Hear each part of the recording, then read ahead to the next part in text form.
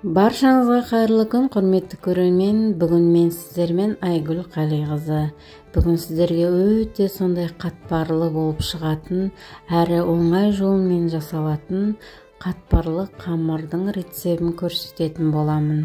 Видеоның соңына дейін бірге болыңыздар, әрі каналыма жазылып, лайк басуды ұмытпаңыздар.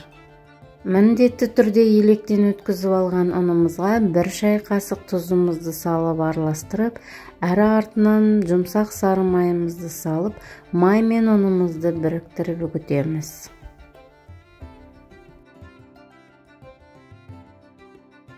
Қамырымыз қолымызға қысқанда бірігіп, әрі тез үгілетіндей қамыр болу керек. Суымызды шетінен құйып, жұмсақ қылып қамыр илейміз.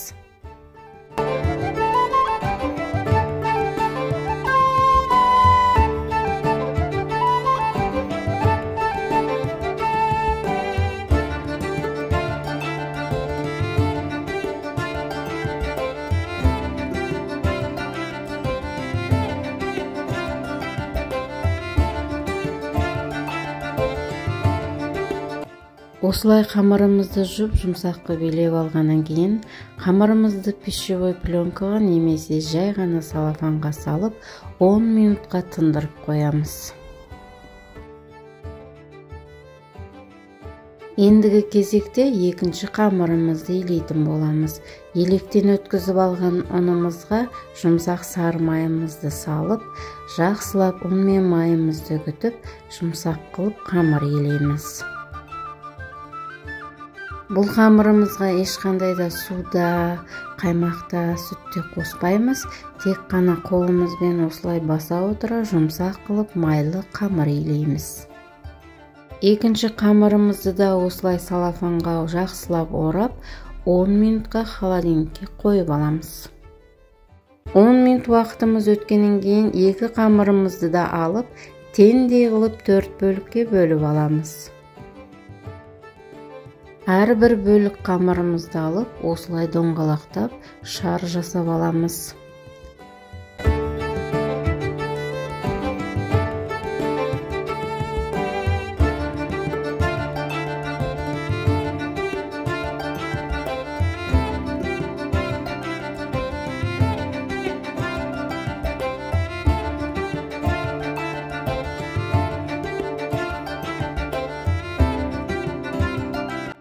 Ендігі кезекте бірінші қамырымызды алып, кішкене оқтауменен жайып жіберіп, екінші қамырымызды ортасына салып, екі қамырымызды біріктіріп түйеміз.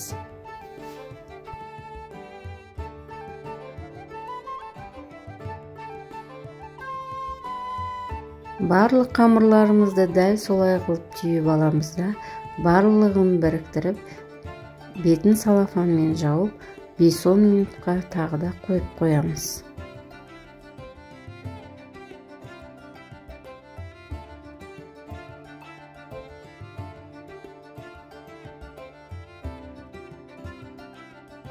Ендігі кезекте қамырымызды алып, ұзындығы 30 см, ені 20-21 см қылып, жұп-жұқа 4 бұрышты қамыр жайып аламыз.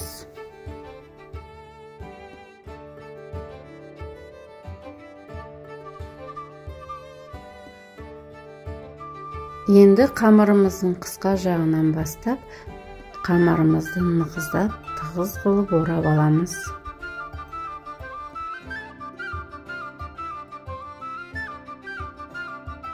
Ендігі кезекте тағы да қамырымыздың үстінен басып, ұзыншақ жұқа қылып қамыр жаямыз.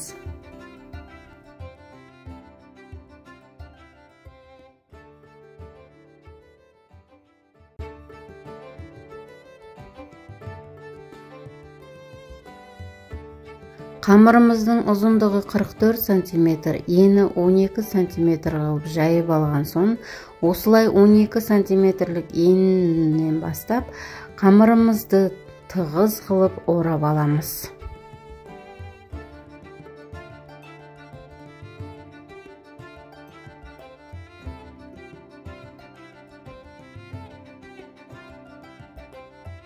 Міне барлық қамырларымызды дәл видеодағыдай көргенде жайып, орап, тарелкамызға салып, бетін салафанмен жауып, 1 сағатқа немесе жарты сағатқа тоңазытқышқа салып қойғандарыңыз дұрыс болады. Осындай қатпарлы жасаған қамырымыздан қатпарлы самса, қатпарлы булочка, әрі қуырылған пирожки жасап көрсеңіздер болады. Міне мен сіздерге 1 тәулік тоңазытқышта тұрған қатпарлы қамырымды кесіп көрсетейін. Осындай қамырдан неше түрлі выпечка пісіруге болады. Өте дәмді болып шығады, өте қатпарлы болып шығады. Міндетті түрде жасап көріңіздер. Құрметті достар, менің осы видео рецептімен басқа да достарыңызбен бөлісіп қоюларыңызды сұраймын. Каналыма тіркелмеген болсаңыз тіркеліп, лайк басып, пікір жазып кетіңіз.